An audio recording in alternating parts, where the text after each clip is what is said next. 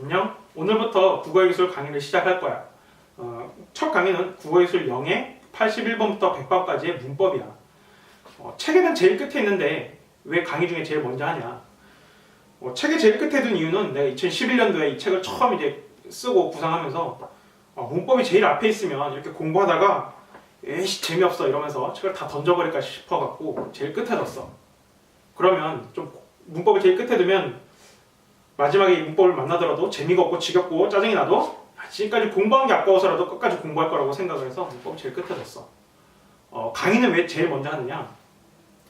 문법을 어쨌든 공부를 꽤 열심히 해야 되는 부분이기 때문에 그래. 꽤 열심히 해야 되는 부분이라서 지겹고 암기하는 게 싫고 이래가지고 다들 문법을 잘 공부를 안 해. 귀찮아서 그냥 내버려두고 어려워서 싫어하고. 근데 그게 항상 나를 찜찜하게 한다고. 자다가도 생각하면 잠이 안 오고 밥 먹다가도 갑자기 소화가 안 되는 것 같고 친구들이랑 재밌는 얘기 하다가도 문법 생각하면 갑자기 막 재미가 없어지고. 한 번은 이 문법을 정리하고 가자. 그래서 첫 강의로 깔았어. 사실 예전에는 문법을 공부를 안 했어. 수능이 언어 영역이라고 하던 시절에는 문법을 공부 안 했어. 왜냐? 보기가 주어지고 그 보기를 비교하고 선택지에 1대1 등을 탁 하면은 정답이 보였어. 상식적으로만 생각하면. 근데 수능 언어 영역이 국어 영역으로 바뀌었단 말이야. 똑같아. 보기가 있어. 비교했어. 대응을 탁 시키려고 하니까 선택지에 선어말 어미가 어쩌고 저쩌고 실질 형태소가 어쩌고 저쩌고 이런 말이 나오더라고. 뭔지 알아? 선어말 어미, 실질 형태소. 모르면 뭐 선택지를 몰라서 틀리게 되는 시험이 된 거야 이제는. 그래서 문법 용어 기본적인 것들을 다 알고 있어야 되는 시대가 왔어. 물론 이제 학교 내신을 대비해서는 말할 것도 없고 문법을 알아야 돼. 문법 공부를 혹시 중학생 때 열심히 해가지고 난 좀 나중에 공부해도 돼 이렇게 생각할 수도 있지만 또 좀 달라. 그런 것도 좀 달라. 왜냐면 중학생 때는 가장 대표적인 게 음운인데 음운. 중학생 때 열심히 공부했으면 이렇게 알고 있을 거야. 음운은 모음과 자음으로 나뉘어요. 이렇게 교과서에 나와. 기억 안 나지? 안 날 거야. 1학년 1학기 교과서에 보면은 국어 음운은 모음과 자음으로 나눌 수 있는데 뭐 모음은 어쩌고 저쩌고 자음은 어쩌고 저쩌고 이렇게 나와. 근데 고등학교에 오면은 음운을 어떻게 정의하느냐 그리고 시험에는 어떻게 출제하느냐. 음운은 음소와 운소로 나뉜다. 음소는 자음과 모음으로 나뉘고 운소는 뭐 말의 길이 짧게 말하느냐 길게 말하느냐 한 단어를 이런 걸 운소라 그러는데 이렇게 나뉜다라고 배운다고. 똑같은 개념인데 음운이랑 똑같은 개념인데 중학교에선 자음 모음 이렇게 배웠던 게 고등학교에선 음소 은소 음소가 자음 모음 이렇게 나뉜다고. 또 중학교 때 공부한 것만 믿고 이렇게 답하면 문제를 풀 수 없는 그런 이상한 상황에 처하게 돼. 하여튼 그래서 이제 문법을 열심히 공부해야 돼. 근데 이 문법을 공부하는 자세가 무엇이냐? 기본적으로 암기야 암기. 외워야 돼. 수능 외우는 게 아니잖아요. 그렇죠? 수능 이해하는 거잖아요. 이렇게 얘기할 수도 있지만 문법만큼은 암기를 해야 돼. 문법만큼은. 왜냐? 문법이란 거는 이 언어 현상에 대해서 우리가 이렇게 막 입이 터져 있으니까 막 말을 하고 글 쓰잖아. 이걸 좀 체계적인 논리로 이렇게 담아보려고 이렇게 규칙을 정하고 이렇게 살펴본 건데 보다 보니까 잘 안 담겨.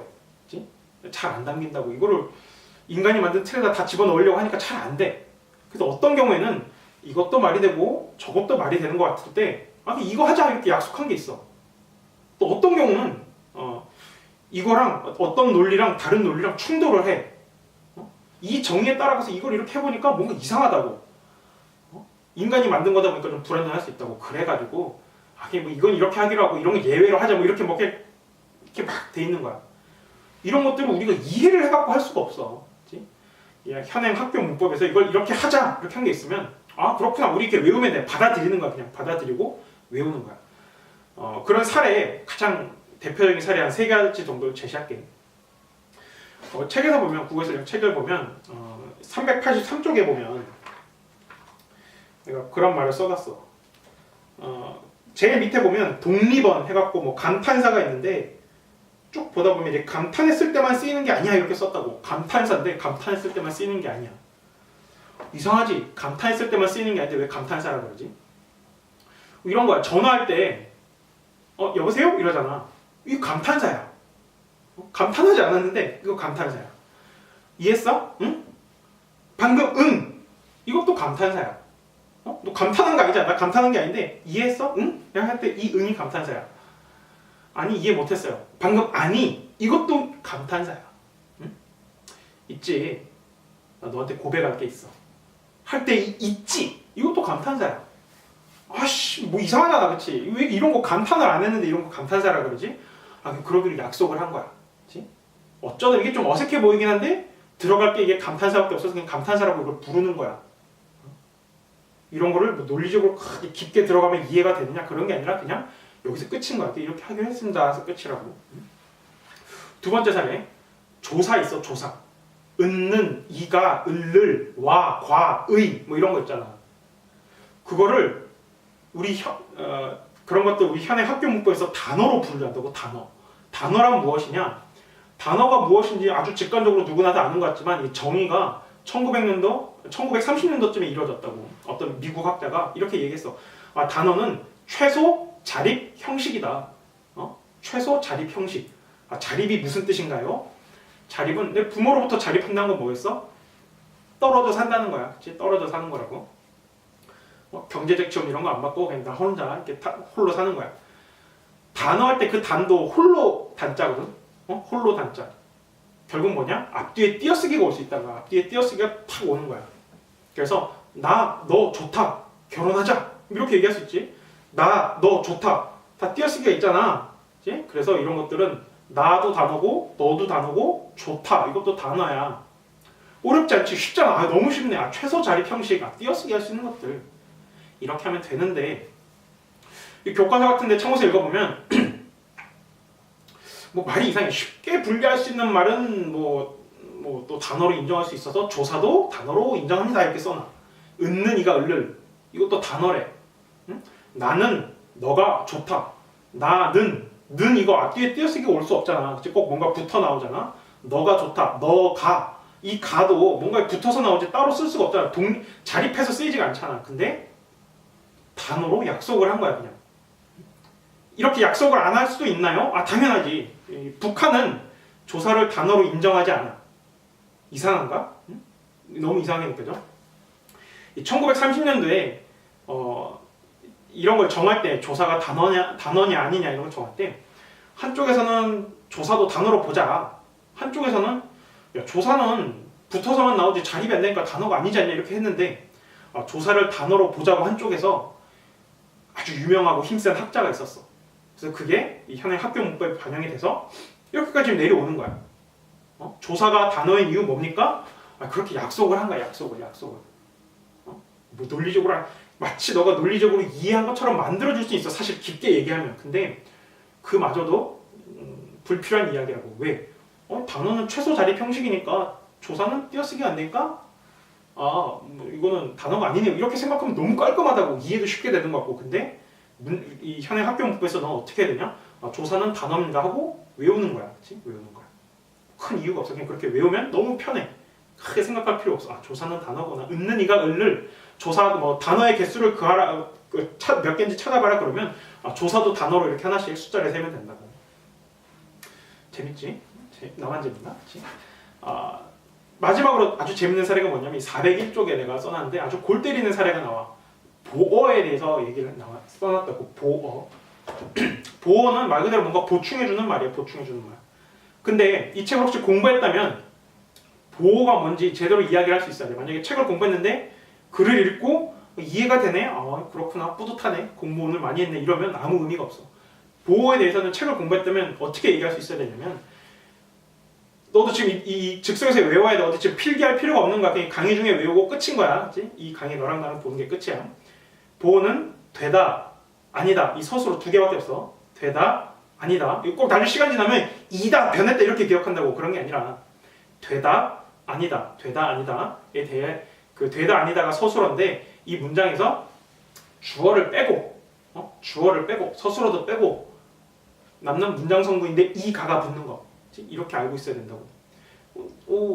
말이 이상하지? 되다, 아니다에서 그 서술어가 있는 그 문장에서 주어를 빼고 남는 문장 성분 이 또는 가가 붙는다고. 나는 고양이가 아니다. 뭐야? 아니다가 서술어지. 나는이 주어지. 그래서 고양이가 고양이에다가 가가 붙었으니까 아 고양이 가가 보어구나. 아 쉽다 그치? 너무 쉽다. 근데 어떤 문제가 터지냐면 이 기억을 애매하게 하고 있으면은 이런 문제가 터져. 물이 얼음이 되었다. 물이 얼음이 되었다. 아 되었다가 서술어지 빼고 물이 이게 주어지 빼고 아 얼음이 아 이게 보어구나. 얼음에 이가 붙어 있잖아. 그럼 이거 맞아. 이거 맞는데 이게 골 때리는 거야지. 물이 얼음으로 되었다. 물이 얼음으로 되었다. 물이 녹아서 얼음으로 되는 거지. 물이 얼음으로 되었다. 녹아서 얼음이 되진 않구나. 그치? 얼어서 얼음이 되지. 물이 얼음으로 되었다. 얼음으로가 보어인가? 이 기억을 애매하게 하고 있으면 아 되다 아니다 해서 주어 뺀 게 보어야 이렇게 기억을 하잖아. 그러면 물이 얼음으로 되었다. 아, 얼음으로는 보어구나 이러면 이제 틀리게 된다고. 왜? 이 또는 가가 붙어야 된다 그랬는데 이건 얼음으로라고 하잖아. 으로가 붙었으니까 이거 보어가 아니야. 이상하지? 물이 얼음이 되었다 해서 얼음이는 보어인데 똑같은 거 같은데 물이 얼음으로 되었다 해서 얼음으로는 보어가 아니래. 뭐냐? 뭐냐? 그런 것들 뭐 이렇게 이도저도 아니고 애매한 것들을 보통 부사어라고 하거든. 부사어인데 이걸 뺄 수가 없어. 그런 것들을 학문적 용어로 필수적이라 그래. 없으면 안 되는, 반드시 있어야만 하는 이런 것들을 필수적 혹은 뭐 필요한 이렇게도 얘기할 수 있어. 필수적 부사어야. 그래갖고 얼음으로는 이상하잖아, 그치? 왜 얼음이는 보어인데 얼음으로는 부사어냐? 하나는 보어, 하나는 부사어. 이거를 국어 문법에 관한 전공 서적을 보면은 왜 얼음이만 보어로 봐야 되는지 그 근거를 찾기가 매우 어렵다 이렇게 써있다고. 매우 어렵다. 왜? 진짜 어려워. 그냥 그렇게 지금 일단 틀이 그렇게 돼 있는 거고 우리는 그냥 뭐 문법 학자가 아니잖아. 의견을 개진하고 이렇게 뭐 하는 게 아니고 뭐 문법 책을 쓰는 사람들이 아니잖아. 주어진 문법 책 보고 문제를 푸는 사람들이지. 그래서 그냥 그렇게 외우는 거야. 아, 보어는 대신 정확하게 외워야 되는 거지. 되다, 아니다에 대해서 주어 빼고 남는 성분인데 이 또는 가가 붙어야 된다. 그렇게 공부를 해야 보어에 대해서 우리가 알 수 있는 거야. 근데 이런 지금 사례, 첫 번째 사례가 뭐였어? 첫 번째 사례가 지금 감탄사, 두 번째 사례가 조사, 세 번째 사례가 보어. 이런 것들 보면 뭔가 논리적으로 쉽게 이해한다고 뭐 더 파서 나오는 그런 게 아니라 그렇게 약속을 한 것들이고 그것들 너네가 바로 외우는 거야. 아 이렇구나 받아들이고 외우는 거야. 큰 의문을 갖지 말고. 외우면 다 까먹지 않나요? 이해를 하지 않았는데 외우면 다 까먹지 않냐? 당연히 까먹지. 사실 이해한 것도 너네 다 까먹잖아. 나도 그런데 뭐. 어떻게 하느냐? 그냥 계속 반복하는 거야. 그치? 까먹고 까먹고 복습하고 까먹고 복습하고 이런 것들 계속 하다 보면 어느 날 완전히 다 머릿속에 기억이 나냐? 사실 또 그렇지도 않아요. 또 까먹게 돼. 왜? 내가 대학교 다닐 때 굉장히 유명한 문법 전공 서적을 쓰신 교수님 강의 들은 적이 있어. 보통 학점 따기 어렵다고 하지만 나는 맨날 문제 이런 거 푸는 게 내 어떤 하루 일과였으니까. 하여튼 이제 수업을 듣는데 교수님께서 오랜만에 이런 걸 쓰시면서 레에다가 시옷을 붙이셔서 이렇게 쓰시더라고. 오랜만에. 그래갖고 내가 손을 이렇게 들었어.